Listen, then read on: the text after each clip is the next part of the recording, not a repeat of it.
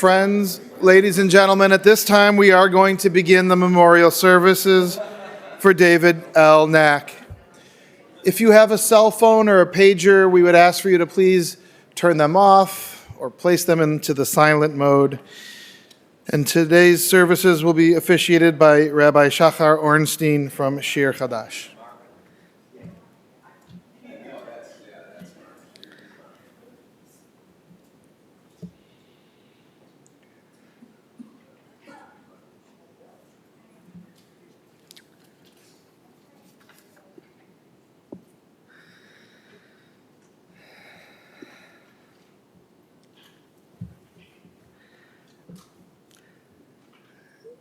Thank you, Emma, for this beautiful visual tribute.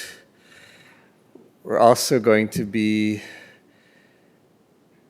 paying tribute and honoring David through words and stories. We started off already at the cemetery with a beautiful tribute by an honor guard, very meaningfully. And one of the things about David was ethics were really important to him, a sense of right and wrong. And I've chosen to begin with Psalm 15, Tehillim 15. It's not in the pamphlet. Yeah, we did that one already at the cemetery. This is Psalm 15. I'll chant it first in Hebrew and then translate it into the English. מזמור לדוד, אדוני מי יגור באוהלך, מי ישכון בהר קודשך. הולך תמים ופועל צדק, ודובר אמת בלבבו. לא רגל על לשונו, לא עשה לרעהו רעה, וחרפה לא נשא על קרובו. נבזה בעיניו נמאס, ואת ירא אדוני יכבד. נשבע להרע ולא ימיר. כספו לא נתן בנשך, ושוחד ענקי לא לקח. עושה אלה לא ימות לעולם. A psalm of David. God, who may live in your tent, who may dwell on your holy mountain, one who does what is right, and in their heart acknowledges the truth, one who makes effort not to harm others, one who does not lend money at interest or accepts a bribe against the innocent. A person who acts thus shall never be shaken. And David was such a person. Today we grieve his loss, the beloved husband of the late Lillian, who passed away just weeks ago after 72 years together. Loving father of Ralph, Jerry, Michele, and Phyllis. Proud grandfather of Stephen, Jordan, Amanda, Daniel, Emma, Jacob, Brian, and Caitlyn. Cherished great-grandfather of Aubree and Haylee, devoted brother of Joel. And beloved friend, family member. We're going to hear remarks very fittingly from his family. We're going to hear just a small selection of many memories that he left behind. We're going to be hearing from his children, first from Ralph, Jerry, Michele, and Phyllis, and then Emma on behalf of the grandchildren.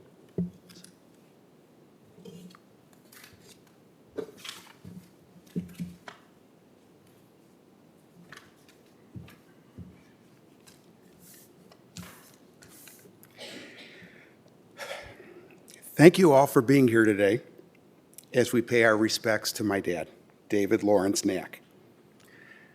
Dad's story is the quintessential American dream, wherein a man born of modest means struggles during the Great Depression, quits high school a month prior to graduation to enlist in the Army near the end of the Second World War, survives both the war, excuse me, and a one-year stay at a sanatorium to recover from tuberculosis, works hard to support his growing family, overcomes various other serious illnesses, and all the while manages to sustain a happy 72-year marriage, co-raise a brood of 4 children, all of which he and Mom sent through college, and was blessed by 9 grandchildren and 2 great-grandchildren. The Great Depression hit the family hard, and they had to pool the resources of David's Aunt Rose, Uncle Jay, Aunt Dodie, and for a time, Uncle Art, in order to purchase and maintain a bungalow at 6034 South Tallman in the Gage Park neighborhood of Chicago, in which they all lived and in which my dad and his dear brother Joel were brought up. Now, even Dad would tell you that he was not exactly a stellar student. However, he did ultimately get his GED and earned 2 associate's degrees in purchasing and personnel management from my alma mater, Roosevelt University. Subsequently, he had a very eventful accounting career as a controller, CFO, mostly for construction, commercial construction contractors and subcontractors and home builders. And he had a resume as long as just about anyone's. And this is because he was very principled. And at many of his jobs, it would undoubtedly happen that the company owner would try to pressure him to make financial misrepresentations or engage in some form of unethical behavior. Dad would unhesitatingly tender his resignation rather than to be a party to unethical behavior. And this left a very strong impression on me and was a source of great pride. I like to think that Dad lived vicariously through me. Dad held positions of great importance, but it also seemed to me that he was disappointed in himself for not having finished college or attaining his CPA certificate. My having fortunately done these things was as much his destiny as it was mine. To be totally honest, I think that I may have pursued those goals because I was seeking his approval. I truly am my parents' son, after all. My mom was a teacher, and my dad an accountant, and sure enough, I teach accounting. My siblings will tell you about my parents' extraordinary 72-year marriage, the exotic places they traveled to, and some of the many anecdotes of our colorful lives with them. Certain things for me will always serve as reminders of Dad. His love of iconic Chicago hot dogs. And I'm embarrassed to say this, but I don't know whether he had ketchup on them or not. And the lime-flavored soda called Green River. And in his later years, his love of fruit-flavored Lifesavers that we literally bought him by the pound.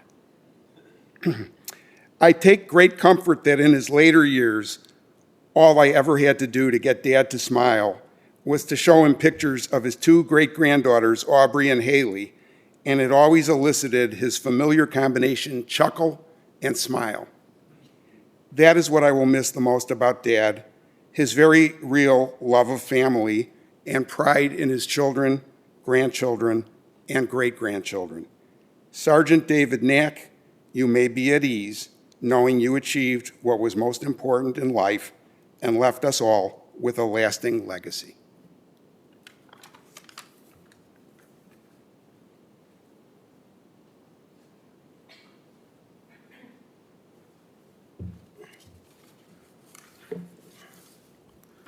So there may be a couple of things of overlap with Ralph, but I'm going to cover what I can.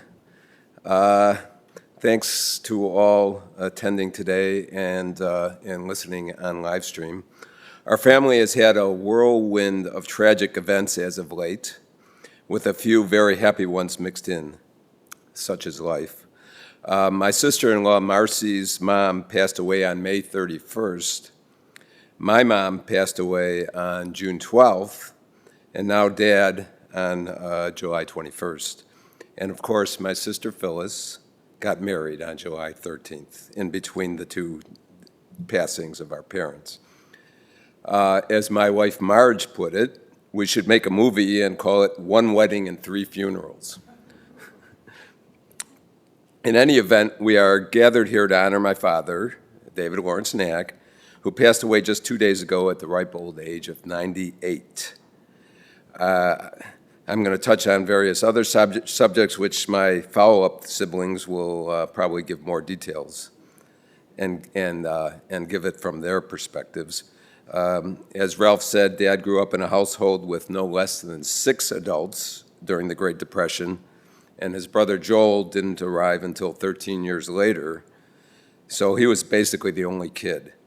And the list goes like this: my grandparents, Eddie and Elsie Nach, and Grandma's Levinson siblings, which were Jay, Archie, Rose, and Dodie. For my dad, there was actually a slight advantage in this arrangement, as he could pick and choose his adult role models, and he idolized his Uncle Jay. Jay, who never married, was an engineer who would play the horses in his spare time. Occasionally, Ralph and I would stay over at our grandparents' house during a summer weekend, and we would sleep in Jay's room with him. And he kept the air conditioning. He had the only air conditioning unit in the house, and it was like, he kept it at like 65 in there, and we froze to death. But he would proudly show us his boxes upon boxes of files on every horse running races in the United States. He said that he didn't win much, but it seems that my grandmother always had new appliances in the kitchen, and they were among the first to have color TV in their home. Jay was also the handyman in the household, and my father picked up on that and was able to do small fix-it jobs in the house, which eventually rubbed off on Ralph and me. Nothing big, just hanging pictures and ceiling fans and assembling IKEA furniture, etc. Although Marcie and Marge might dispute that fact. Later, when I had moved up...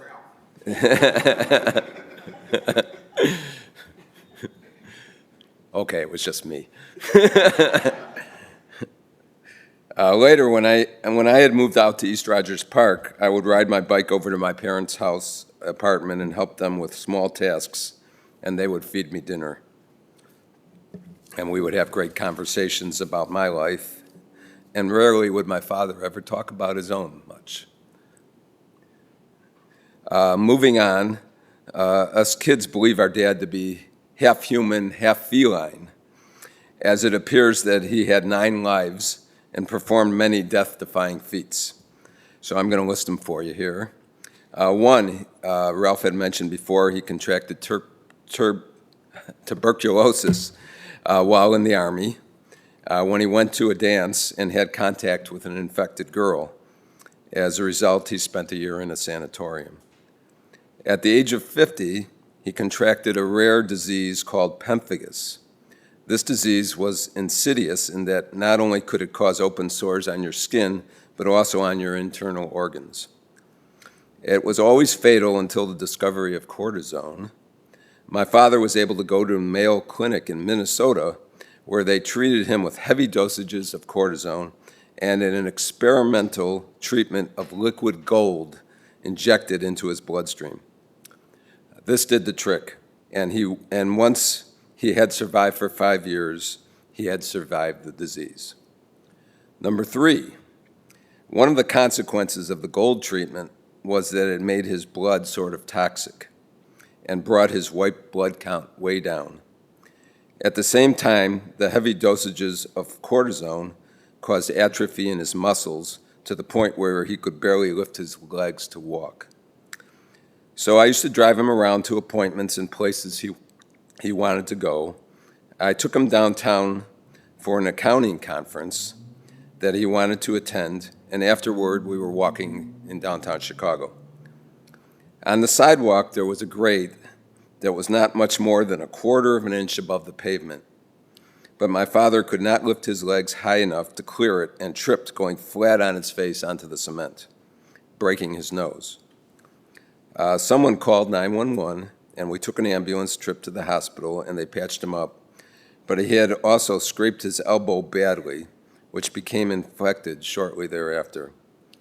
In order to save his life, he needed a donor to provide the white blood cells to fight the infection. Fortunately, there was one person in the family with the right blood type, and that was Ralph. Ralph spent 2 days donating blood, which had the white blood cells separated prior to insertion into Dad, and it did the trick, and he survived. Later on, number 4, later on, Dad had serious blockage to his heart and had a triple bypass. Number 5, Dad contracted prostate cancer.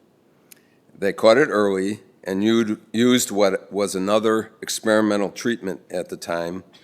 They injected radioactive seeds directly into his prostate. Goodbye, cancer. Although he was not able to hold his grandkids in his lap for a period of time for fear that they might glow. Number 6, Dad began having TIAs, which are mini strokes, which caused him to black out while driving and plow into a parked truck, and he survived that without a scratch. While searching for a reason, number 7, while searching for a reason for the TIAs, his cardiologist discovered there was a hole in his heart, which he had had since birth. Once again, they used an experimental treatment, which had them inserting a symbol-like device into his heart and clamping it together on either side of the hole. Once again, he survived and no more TIAs. Number 8, Mom and Dad contracted COVID at their assisted living facility in 2020. They survived, even though they were 93 at the time. And finally, number 9, he lost Mom, which finally was the last chapter. Now, Dad was especially enamored by his service in the Army, which Ralph covered, at the tail end of World War II. He enlisted, like Ralph said, about a month before graduating from high school, necessitating his returning for a GED at a later date. He never went overseas, but rose to the rank of technical sergeant in an artillery unit, which we think may have been responsible for damage to his hearing, which became especially problematic over the last 10 or 15 years. Much later, he adopted the role of historian, also as Ralph mentioned, for his unit and recorded the history going back over 100 years. He was especially proud to participate in the Honor Flight program, where they flew him and other veterans to Washington, D.C. for a couple of days of pampering. Dad was also a world traveler and skilled amateur photographer. My parents took full advantage of being able to fly free standby due to Michele's long-term employment at United Airlines. Dad left albums and albums full of great photos from these trips, which included Alaska, Vancouver and Banff, Hong Kong and Singapore, Australia and New Zealand, France, Spain, and Morocco, Italy, England multiple times, including a return once on the QE2, Hawaii, Panama Canal, and Scotland. Now, my father, as a parent, was a man of his time who was a strict disciplinarian, as was the custom for his generation. He was the king of his castle, and you didn't dare sit in his chair at mealtime. He was the epitome of the father figure in the phrase, "Wait until your father comes home." He would yell at us when anything was out of place when he came home from work, and my mom would always calm us with, "His bark is worse than his bite," which was actually a true statement. When we misbehaved, he would always threaten us by starting to loosen his belt. I finally called him on his bluff when I was about 15, and he went as far as taking off his belt and half-heartedly struck me a couple times. After getting no reaction from me, maybe even a chuckle, he stormed out of the room. Shortly thereafter, when I got my first driver's license, he found a much better way to leverage his discipline in the form of withholding the car keys for dates and nights out with friends. Now, Ralph and I discovered that Dad had two very distinct personalities when Dad brought us in to do some work at his office at Kaisman Manufacturing. This was a manufacturer of men's clothing and suits. In the office, Dad was charming and friendly and loved by everyone versus his strict and gruff homebody. Our relationship, that's mine and my dad's, began changing significantly when I came home from college at 19 and committed an unforgivable offense in his eyes, which I won't tell you the details. and he said I was grounded. Now, this didn't sit well with a college student who had already lived away from home and enjoyed the freedom that went with that. So I basically told him that grounding me was not possible, in much stronger words, of course. And I walked out of the house and went to stay with a friend that was house-sitting for a neighbor of his for 3 days before returning. When I returned, not another word was spoken regarding my transgression, and we eventually worked out a compromise that allowed me the level of freedom that I was due. As I already stated, when he was sick, I stepped up to help him out as much as possible, and when I graduated from college and got my first full-time job as an actuary, we began to develop a mutual respect for each other as Office Dave emerged more and more. And I started taking him to the movies at Northtown Theater. You remember Northtown? And started the tradition of taking him to Cubs games as a Father's Day gift, which we did for quite a few years. After Marge and I got married, we began to socialize with my parents, going to dinners and plays and having them over for dinner. Whenever they could, my parents would attend our children's plays, concerts, graduations, and of course, lots of family events, birthdays, and holidays.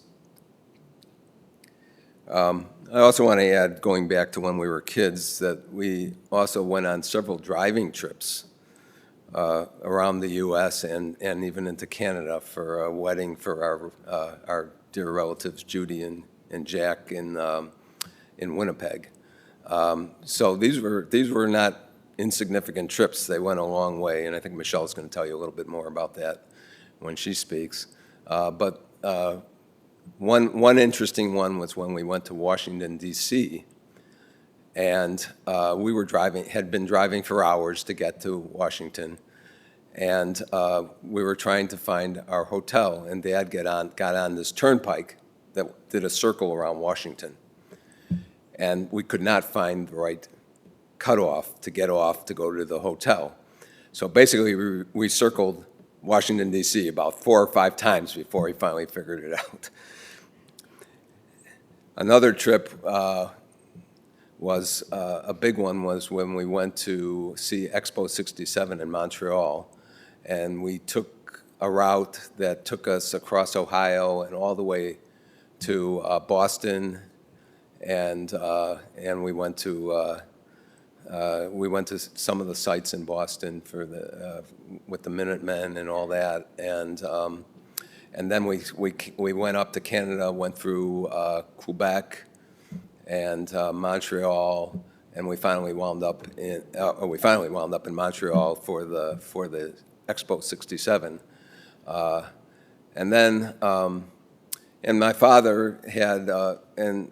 If you were at the Shiva for my mother, you noticed the home videos that we showed there, which was my father had this old was it an 8mm camera, an 8mm camera that he was using all the time we were growing up, and he had that with him, and was taking pictures of us during this trip, and.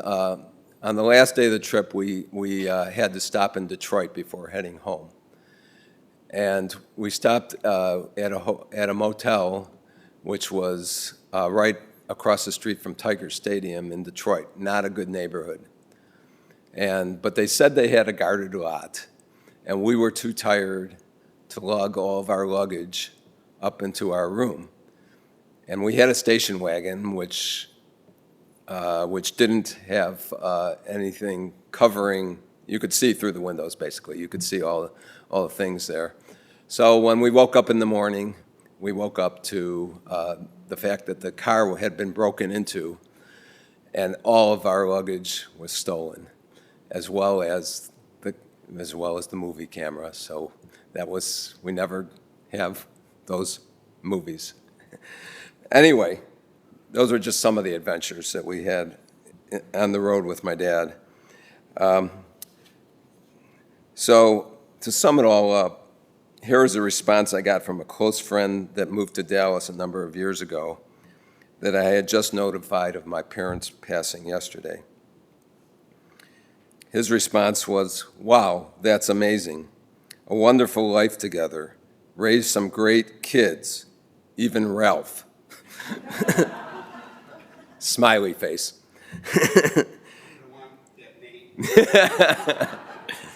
Whose name I won't mention. And some wonderful grandchildren. I remember them, my parents that is, I remember them as always happy to be around your family. I know I only met them a couple of times, but I remember your father laughing and being in conversations with me. And I know they were very proud of your family. Now they can rest in peace.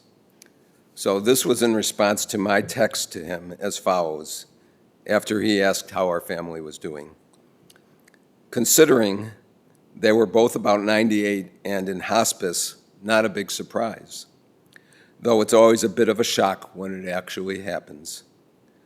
But the way we look at it is they were married for 72 years, and in the end, they only spent 39 days apart.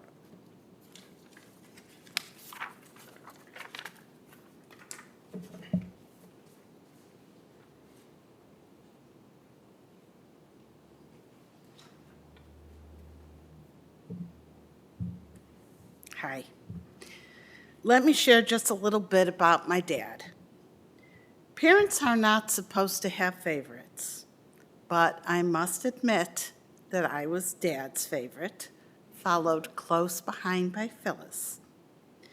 Dad wanted very much to have daughters to share with his mother, who had 2 sons. I was the oldest granddaughter on both sides of my family. That came with some perks. I got to sit on his lap more when I was little. He would give me a cuddle when I needed it. As a teenager, he didn't yell at me if I forgot to push back the seat in the car after I used it, or pay for the gas, unless he left it on empty. It also came with a lot of responsibilities, starting when I was in high school, to take care of him and the family during long periods when he was not well.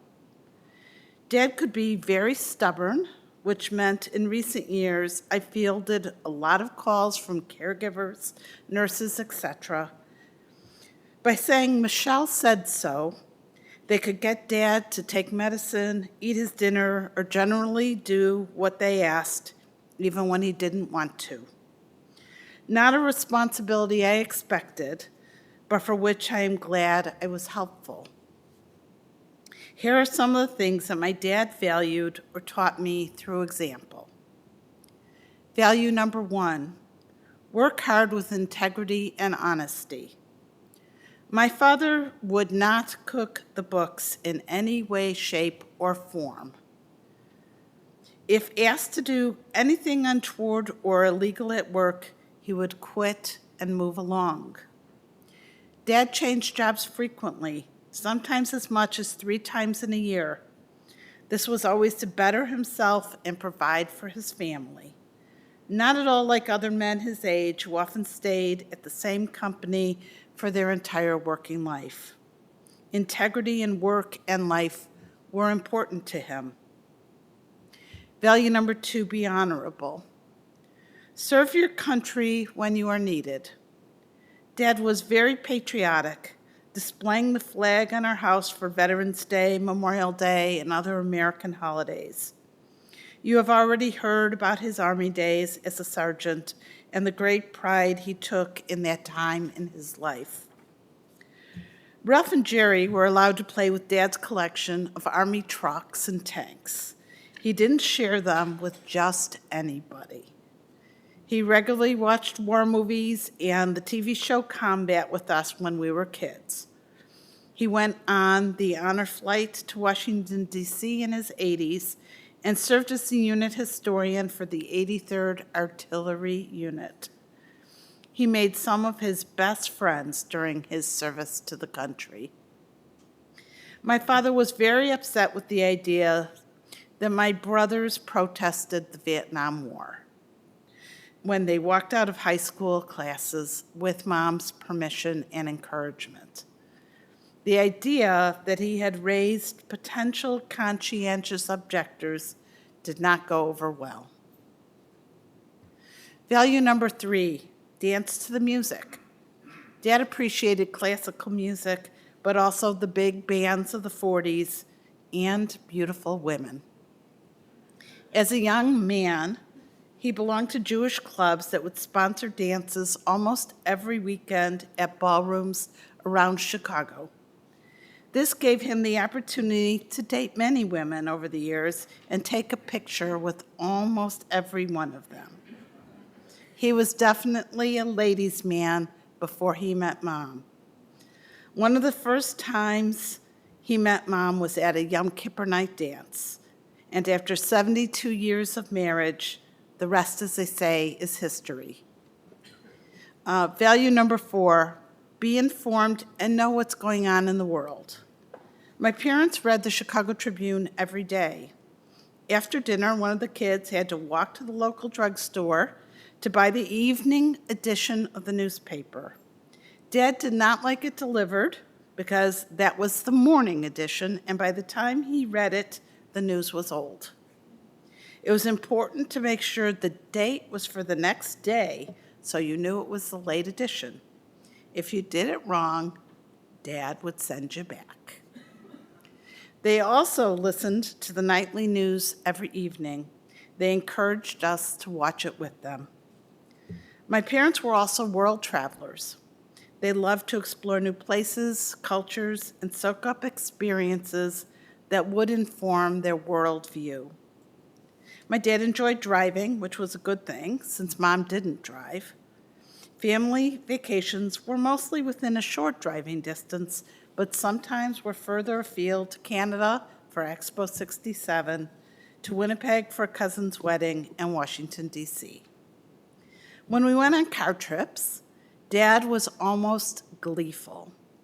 He assigned jobs, which included the map bap, whose role it was to provide directions and distances using the paper map, the sign bine, who needed to alert Dad of any important signs and mile markers when requested, and the most important job of all, the Nach bosh, in charge of giving Dad the snack of the day. There are too many travel tales to tell here. Just know when Dad was traveling, he was at his happiest. Value 5, live within your means. As an accountant, Dad also was a human calculator. His math skills always impressed me. He could add up a long restaurant bill to the penny in his head. He wanted to teach us the value of money, so we were given allowances. Well, that's stretching the truth a little bit. He didn't actually give us the weekly amount. When we needed money to go to a movie, buy a gift, have a treat, we would need to ask for our allowance. Dad would then take out a handwritten spreadsheet, determine how many weeks it had been since he added our weekly allowance to our account, and add the amount as a credit. You would be told the current value of your account, and he would then scrutinize what you wanted the money for and tell you if you could get a debit. Also, as a working accountant, Dad did some select taxes at our home in his office in the basement. During tax season, Cousin David would often work alongside Dad in the office in the evenings. I got to bring them down coffee and treats, which at the time I thought was very cool. As I grew older in high school and college, I became a statistical typist, working for Dad and his best friend, Uncle Stosh, typing taxes and monthly financial statements. This would have been really good, except my father had terrible handwriting, so he needed to sit with me most of the time in case I had questions. Value number 6, drive a nice car. My dad loved cars. He would trade them in every 3 years like clockwork. They needed to go before there were repair bills, and of course, before they were fully depreciated. Because of this, I never really knew how to maintain a vehicle. My first car blew an engine because I didn't even know that you were supposed to change your oil. Dad once traded a car because Jerry got sick all over the back seat and me, and he could no longer stand the smell in it, even once it was cleaned. Dad was also a 2-footed driver, learning on Army trucks with a clutch, which meant the ride was anything but smooth. He also smoked cigarettes and cigars in the car, which meant we'd arrive after a long car ride, green and sick most of the time. Every car ride was also an opportunity for a rousing game of nincompoop.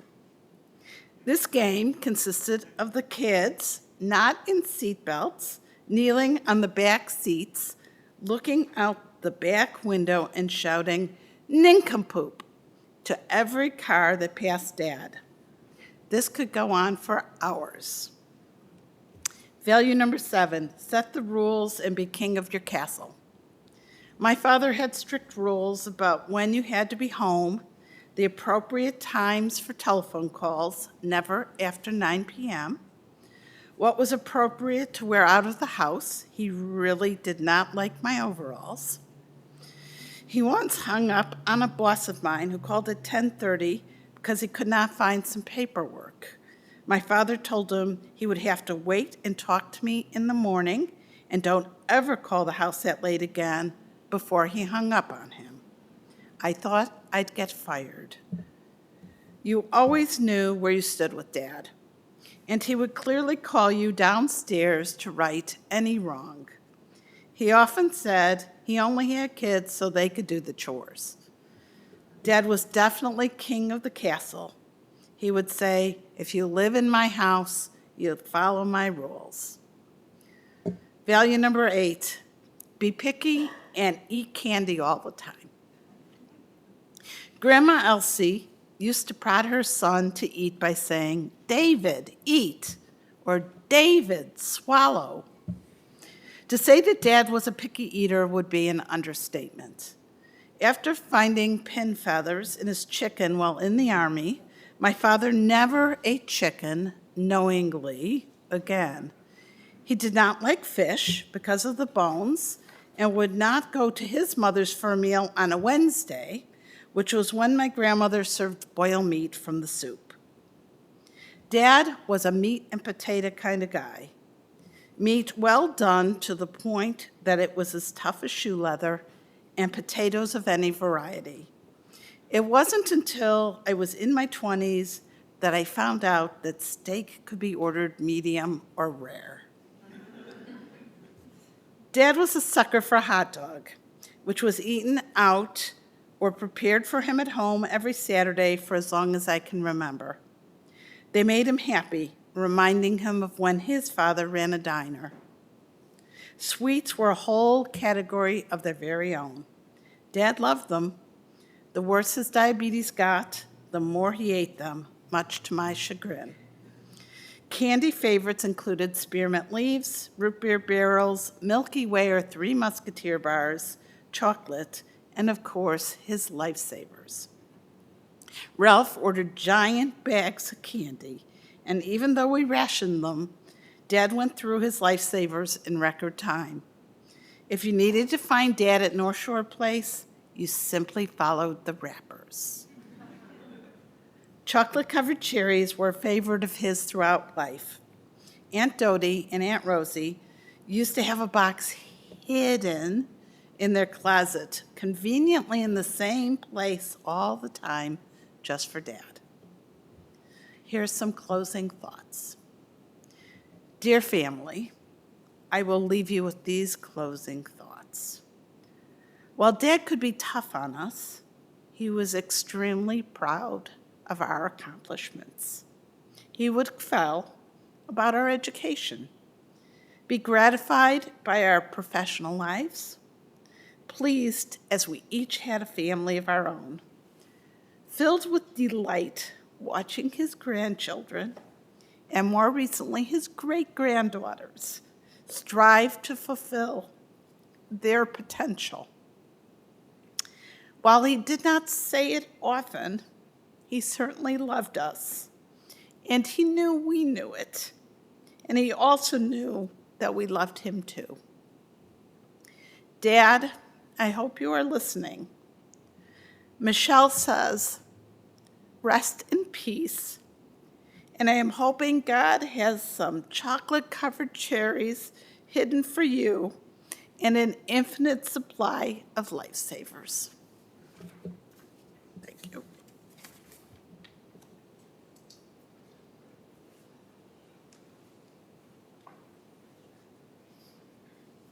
Okay, great. I have to follow that. I offered you the other slide. You did. This is going to be much lighter. Okay. These are just some experiences that I had with my dad. My dad had a tough exterior, but was a teddy bear on the inside.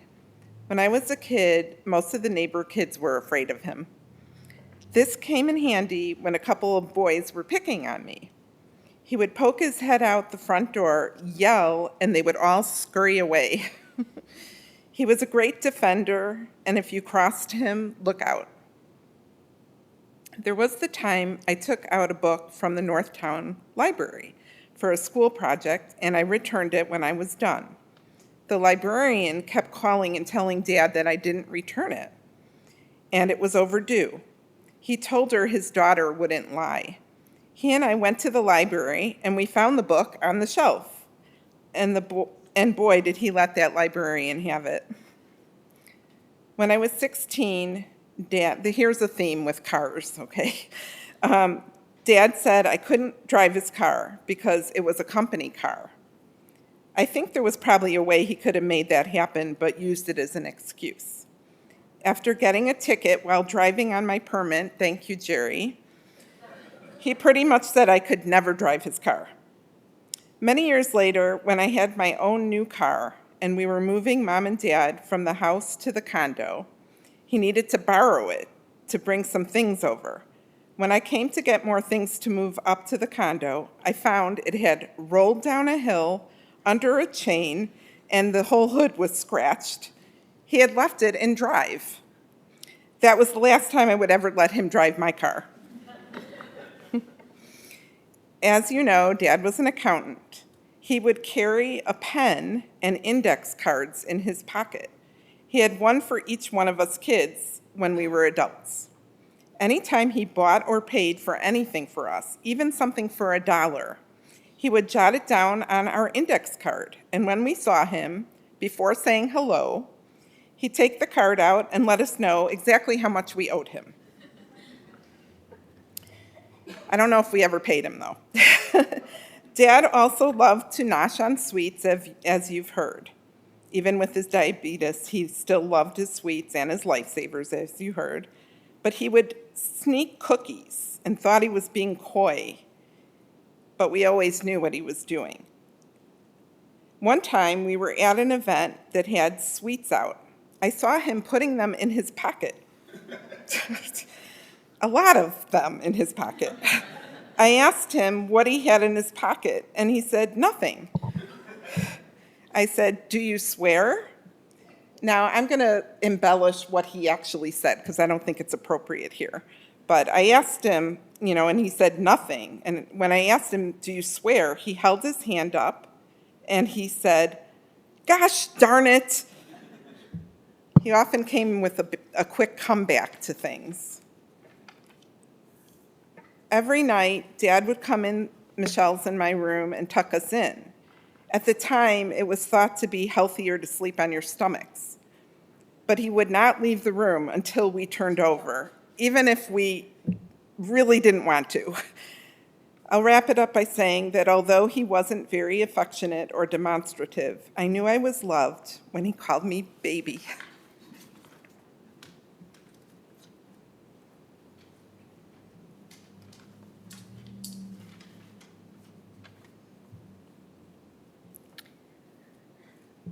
I'm Emma Friend, once again the representative grandchild.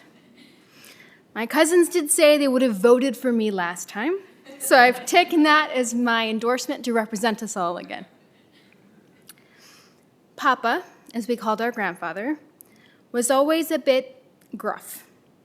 We were often too loud for him, even with his hearing aids off. And I remember being taken to the Coles Children's Museum, which I loved, in which he was desperate to leave as immediately as possible. When I was little, I loved to talk. I'm sure that comes as a surprise. And talked more like an adult than a kid, even as a pretty tiny human. This is relevant because when our grandparents would take us somewhere, he would tell me to buckle up my seatbelt, and I would always huff and say, I know that. My favorite word was actually, for goodness sake. But gruff as he could be, he loved that, I know that, and would remind me of extra things I already knew just to get me to tell him. We also had a running tab, and I've realized today that this is an extension of what he did with his own children, that grew exponentially, of hugs owed. So at the beginning of a family party, I would owe him 10 hugs, and by the end, somehow, he was owed 100. The next time, 1,000, and so on. I never could catch up to my debt. Somewhere along the line, that game faded away. And when I reminded him about it 10 years or so ago, he'd forgotten about it altogether and had no idea what I was talking about. I have a distinct memory of being at Bubby and Papa's apartment, and she had made something for dinner, and he was sitting in his den. She called up from the kitchen to tell him dinner was ready, and he hollered back, "What?" She kept yelling, dinner was ready. He kept yelling, "What?" Until she finally said it right at the doorway of the den, and he said, "Why are you yelling at me?" Like something out of a sitcom. They often bickered, but the last time I saw them together, when Bubby was already beginning to fade, he was sitting next to her, couldn't hear a word anyone was saying. But every once in a while, he was looking over at her, just watching, checking on her to see if she was okay, if she was still there. And that is what love looks like. Especially as an older adult, he seemed perfectly happy with his own company, not a social butterfly like my grandmother. But simple things made him very happy, as people have already said. Hot dogs for lunch, a box of chocolate-covered cherry cordials, a bottle of Green River soda, a bag of Lifesavers. Mostly sweet things, admittedly. And as loud as we could be, especially as kids, we always knew he loved us anyway. Every once in a while, he would get this smile just looking around at everyone, especially if someone had snuck him a sweet treat. A smile that was a little bit mischief. The loud little boy inside him, perhaps.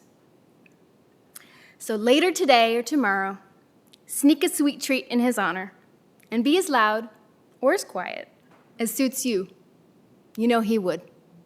Thank you.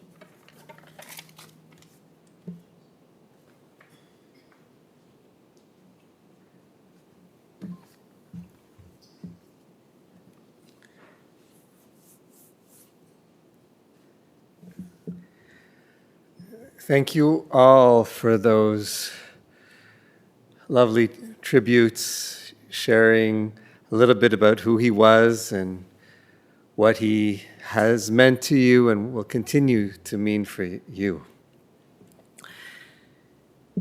He lived a full life, not always an easy life, but one filled with purpose and remarkable resilience.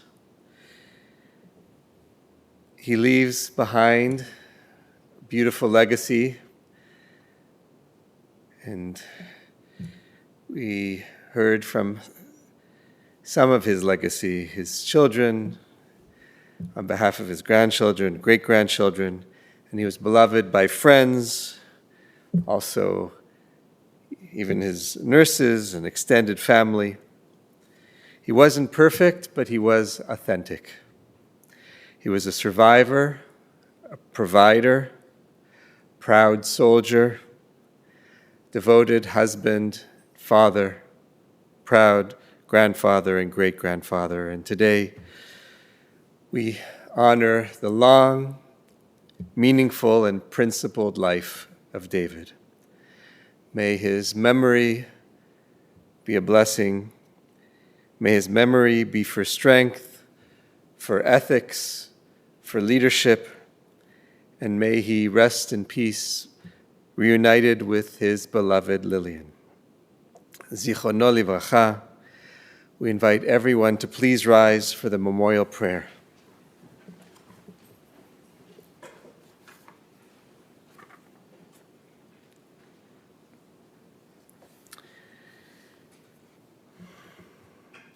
El male rachamim, שוכן במרומים,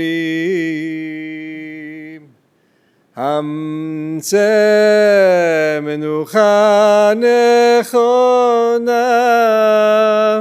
על כנפי השכינה, במעלות קדושים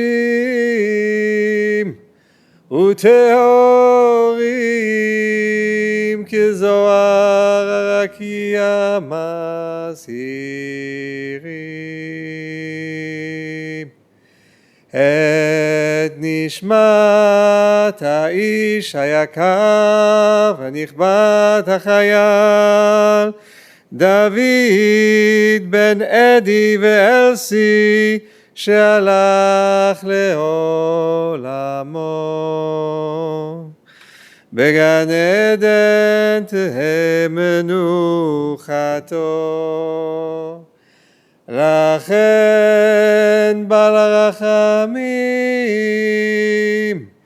יסתירהו בכנפיו, בסתר כנפיו לעולמים.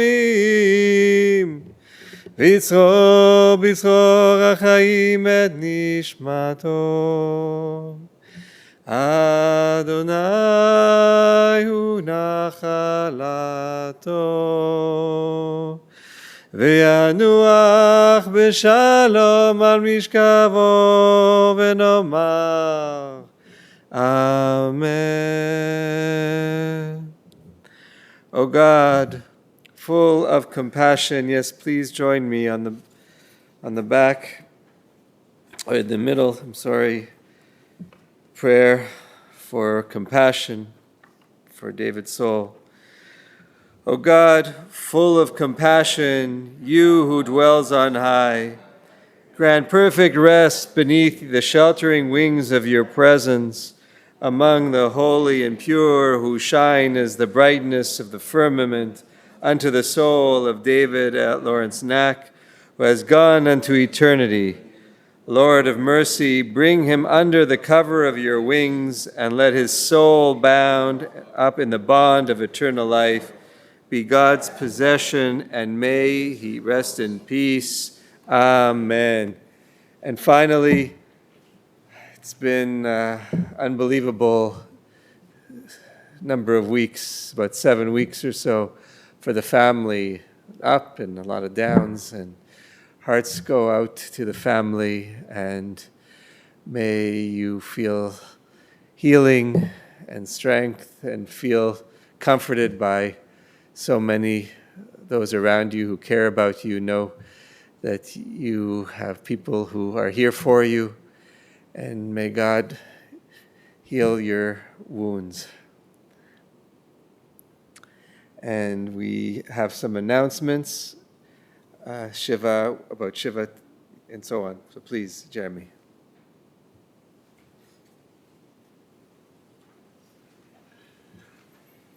Thank you. Friends, this does conclude the services here at the chapel, and the family will be together for Shiva at the North Shore Place located at 1000 Sunset Ridge Road in Northbrook. They'll be together for Shiva today as they leave here until 8 p.m. and resuming Shiva from 4 until 8 on Thursday. There's information regarding the Shiva coordinator. Also, if there's additional parking that's needed, it's available at the local restaurant nearby, Barnaby's, I believe. So that's also available for you when you go to see the family. The family has also requested any memorial contributions in David's memory to either Shir Hadash, the Cancer Wellness Center, or to the Veterans Charity of your choice. And all of that information is available on the service folder that you should have received when you came in today. If you did not receive a service folder when you came in, we do have those for you as you leave. And for those of you joining us online, all of the information regarding Shiva and the memorial contributions is also available on our website. Again, friends, this does conclude the services here at the chapel. I would ask and invite everyone to please rise one more time as we escort the family and the clergy from the chapel. Thank you.